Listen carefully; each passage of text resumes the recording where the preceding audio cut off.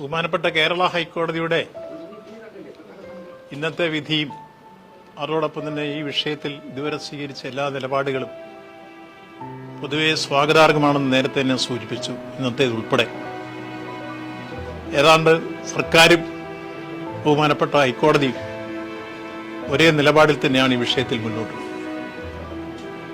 ഞങ്ങൾ ആദ്യം തന്നെ സൂചിപ്പിച്ചു, കോടതിയിൽ ദേവസ്വം ബോർഡിന്റെ വിജിലൻസ് ആദ്യം സമർപ്പിച്ച റിപ്പോർട്ടും ആ റിപ്പോർട്ടിനെ തുടർന്ന് ബഹുമാനപ്പെട്ട കേരള ഹൈക്കോടതി തന്നെ ഡീറ്റെയിലായി വിജിലൻസോട് അന്വേഷിച്ച് സമർപ്പിക്കാൻ പറഞ്ഞ റിപ്പോർട്ടും ഇന്ന് കോടതിയിൽ സമർപ്പിക്കപ്പെട്ടിട്ടുണ്ട്.